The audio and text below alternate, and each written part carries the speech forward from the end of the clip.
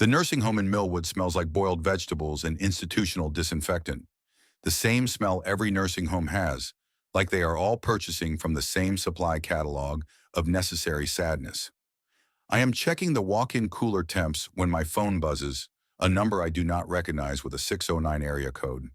I almost do not answer, but something makes me step into the loading bay where the signal is better. "This is Trevor Harding," I say, my standard work greeting, neutral and professional. "Mr. Harding, this is Assistant Attorney General Rebecca Ortiz. Do you have a moment?" I know the name. She is the prosecutor on the Delahaye case. I have seen her quoted in the Courier Post, mid-30s, previously worked in the U.S. Attorney Office in Newark. I lean against the concrete wall, watching a delivery truck unload cases of industrial canned fruit. "I have a moment. The defense is attempting to have your initial evidence suppressed, claiming you obtained it through improper channels with investigatory intent beyond your official capacity. I need to ask you some questions about your FOA requests and what prompted them." The cold settles in again, that familiar sensation. I requested public documents through legal channels. There is no improper anything. I am not questioning the legality, Mr. Harding. I am preparing for their argument. They are going to paint you as a spurned husband, conducting a vigilante investigation motivated by personal vendetta. I need to understand your state of mind when you began requesting documents. My state of mind. I was standing in my basement with bank statements and rage and a kind of clarity I had not felt in years. I discovered evidence of a personal betrayal, and in the course of trying to understand it, I found evidence of criminal activity. I reported that criminal activity through proper channels, and the personal betrayal was your wife's relationship with Mr. Delahaye. Yes, which you documented with photographs you took of them at a hotel, of their cars in a hotel parking lot, both visible from a public road. I can hear her typing. The defense is going to argue that everything you found after that point is fruit of the poisonous tree, that you were conducting a criminal investigation without authority, that your motives were entirely about revenge. My motives do not change whether fraud occurred. No, but they can create sympathy for the defendant, make you look obsessive, make the jury question the integrity of the investigation. She pauses. Have you been in contact with your ex-wife since the indictment? Once. She called me. We have not spoken since. What did she say? I close my eyes, see the loading dock in negative after-image ghosts. She accused me of destroying Marcus Delahaye's life out of anger. I told her I had reported fraud I discovered. She hung up. Is she being truthful when she says she did not know about the fraud? I have no evidence she knew. Her name does not appear in any documents. She is not charged with anything. But you believe she knew. Do I? I have turned this over so many times I have worn the edges smooth. I believe she chose not to know.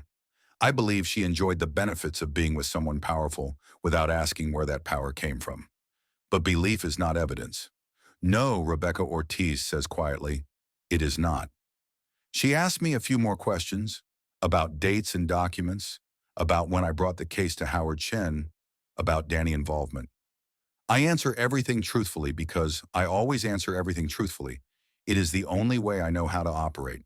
When she is done, she thanks me, says she will be in touch as the trial date approaches, says I am doing the right thing, even though I can hear the question mark buried in her inflection. After she hangs up, I stand there holding my phone, watching the delivery driver wheel boxes on a dolly, his breath visible in the December air. The right thing. I have been telling myself that for 11 months now, that I did the right thing, that you cannot just let corruption and betrayal slide because confronting them is uncomfortable. But standing here in this loading bay, I suddenly see it from the defense angle. Obsessive husband destroys his wife lover using the machinery of the state, wraps personal vengeance in the language of civic duty, calls it justice when really it is just sophisticated retaliation. Except the fraud was real. The fake emergency designation was real. The $800,000 theft from taxpayers was real. That does not go away just because I found it while looking for something else. Does it? I finish the inspection at the nursing home, write up 2 minor violations for improper date labeling, drive to the school cafeteria in Greendale, Greendale is where Marcus Delahaye lives, or lived. I am not sure if he is still in the house or if his wife got it in their divorce. I know the street address from the personnel file, could drive past if I wanted, but I do not want. What would I see? A man whose life I demolished or a criminal facing consequences? The answer probably depends on which story you are telling. The school cafeteria passes inspection, everything by the book, temperatures logged correctly, services clean, the lunch staff competent and careful. I talked to the manager, a tired-looking woman named Denise who has been doing this for 23 years, and she offers me coffee from the industrial urn they keep for staff. It tastes like burned water, but I drink it anyway. Standing in the bright institutional kitchen while kids' voices echo from the gym down the hall. You are the one who caught that guy stealing from the county, right? Denise says, refilling her own mug. Facilities director? Word travels in Somerset County. Everyone knows everyone eventually. I reported what I found, yes. Good. My property taxes are high enough without people stealing on top of it. She sips her coffee, makes a face. This stuff is terrible. I do not know why I keep drinking it. Habit, I say. Habit, she agrees. I think about this during the drive to Stratford, to the catering operation that is my last stop. Habit is what keeps you in a marriage years after it has stopped being a marriage. Habit is what lets you ignore the small signs that something is wrong, because acknowledging them would require action. Habit is what makes you drink bad coffee and call it good enough. Gina and I were habit toward the end. Comfortable routines performed by actors who had forgotten why the play mattered. I keep trying to identify when it went wrong. Like if I could pinpoint the moment, I could understand what happened, could prevent it in the future, could apply the lesson. But relationships are not restaurant kitchens. You cannot point to the exact temperature violation or the contaminated surface and say, there, that is where the sickness started. It is more diffuse than that, a slow accumulation of small permissions and minor betrayals until one day you are taking photos of cars in a hotel parking lot and calling it research. The catering operation in Stratford is in a converted warehouse near the river, high ceilings and good ventilation, run by a couple in their 50s who used to own a restaurant in Philly before rents pushed them out. They are applying to expand their license to include off-site events, which means additional inspections, additional documentation, additional scrutiny. They are nervous the way small business owners always are when government comes around, afraid I will find some technicality that destroys everything they have built. But their operation is clean, professionally run, every protocol followed. I spend 40 minutes going through their prep areas and storage, checking paperwork, asking questions about their temperature monitoring systems. Everything checks out. I tell them I am recommending approval for the license expansion and watch the tension drain from their shoulders. Thank you, the wife says, and there is genuine relief in it.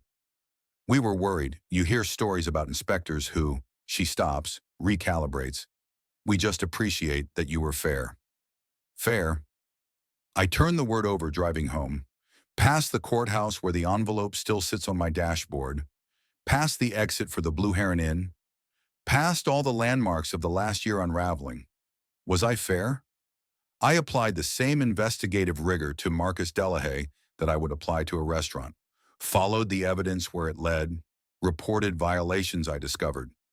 That is fair in a procedural sense, but procedures can be weapons if you are selective about where you point them.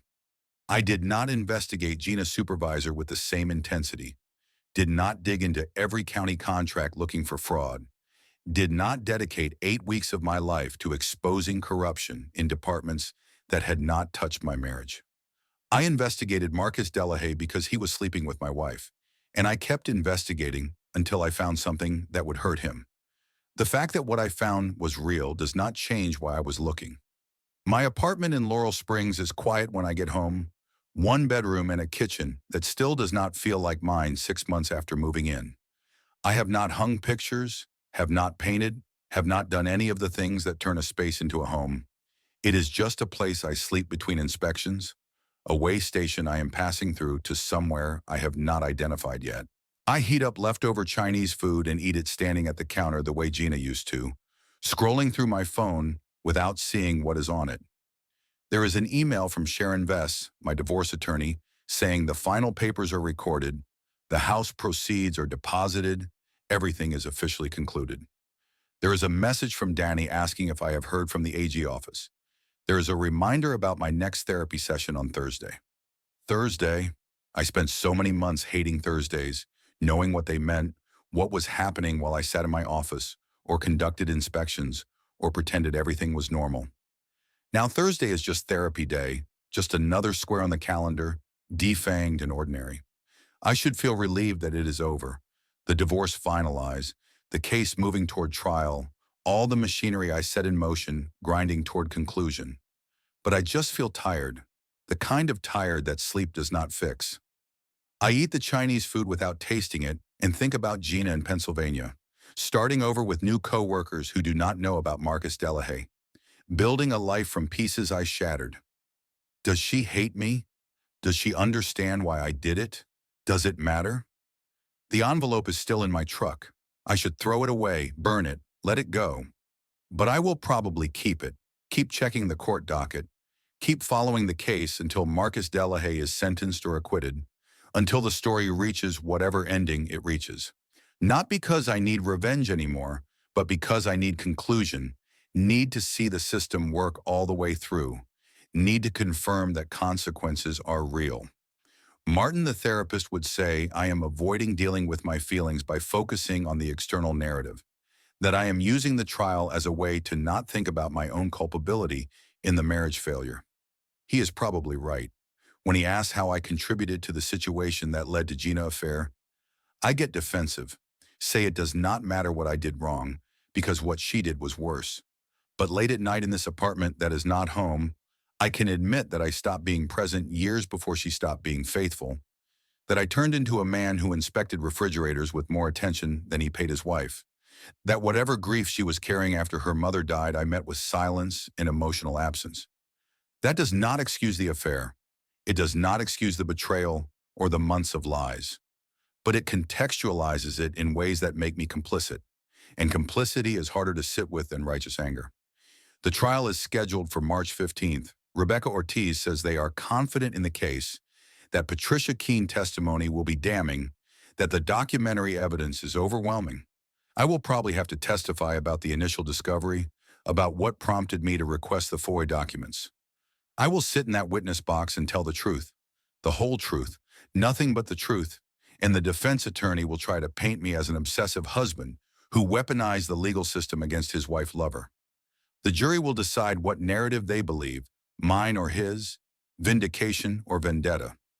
I think I am ready for that, to have my motives examined in public, to answer for the choices I made. At least in court there are rules, procedures, standards of evidence. You present your case and someone decides if it meets the burden of proof. In regular life it is messier. No judge to rule on whether you acted justly, no jury to deliberate on the rightness of your revenge. You just make your choices and live with them, and hope that years from now you will still believe they were the right ones. I am not sure yet if I will, but I know I could not have made different ones, not given who I am, not given what I found. I am a man who checks temperatures and documents violations and believes rules exist for a reason. When I found evidence of broken rules, I reported it, same as I have done for 16 years in walk-in coolers and prep kitchens across Somerset County. That the broken rules this time destroyed lives instead of restaurants does not change the fundamental obligation. At least that is what I tell myself on the good days. On the bad days, I wonder if I am just a bitter man who could not handle being cheated on, who found a sophisticated way to punish his wife by destroying her lover, who dressed up revenge in the language of civic duty and convinced himself it was justice. I wonder if the fraud investigation was just a proxy for the rage I could not express directly, if Marcus Delahaye became the repository for all the humiliation and inadequacy I felt when I realized Gina preferred someone else. I wonder if a better man would have just filed for divorce and moved on, would have let karma or God or the inevitable entropy of corruption catch up with Marcus eventually, would have chosen healing over vengeance. But I am not a better man. I am just this one, sitting in a dim apartment eating cold Chinese food at 9:30 on a Tuesday night, waiting for a trial that will either vindicate or condemn the last year of my life. I did what I did because I could not do otherwise, and I will live with the consequences the same way Marcus Delahaye and Gina and Patricia Keene are living with theirs. There is no wisdom in that, no moral transformation, no lesson about forgiveness or growth. Just a man who discovered that the systems he had trusted, marriage, fidelity, government, love, were all corruptible, all dependent on people choosing to follow rules they could easily break. When I found the corruption, I did what I was trained to do. I documented it, I reported it, I initiated the process that is supposed to make things right. Whether it actually made anything right is a question I will probably spend the rest of my life trying to answer. The Chinese food is gone now, the container empty except for congealed sauce. I rinse it and put it in the recycling, wash my hands with the methodical attention I bring to everything, dry them on a towel that came with the apartment. Through the window I can see the parking lot, streetlights making puddles of orange glow on wet asphalt. Someone's car alarm is going off 3 buildings down, that rhythmic pulse of distress everyone ignores. Tomorrow I have 2 inspections, a diner in Hamilton and a hospital cafeteria in Camden. The work continues, steady and unchanging. Temperatures and surfaces and violation codes that have not changed since I started. There is comfort in that constancy, in knowing that at least in this small domain, I can identify what is wrong and demand it be fixed. Whether that is enough to build a life on, I still do not know. But it is what I have got, and tonight, alone in this apartment that is not home, it has to be sufficient. The envelope is still in my truck, photographs slowly degrading in humidity and time. I will probably keep them until the trial, physical evidence of the moment everything changed, proof that I was not crazy or paranoid or wrong. After the verdict I might burn them, might finally let them go. Or I might keep them forever, a reminder of the cost of uncovering truth, of what it means to demand accountability in a world that mostly prefers comfortable lies. I do not know yet which man I will be. But I know which man I am now, the one who checks the temperatures, documents the violations, files the reports. The one who found rot and could not look away. The one who chose consequences over peace, vindication over healing, justice, or its closest approximation, over forgiveness. History will judge whether that was strength or just another kind of failure. For now it is simply what happened.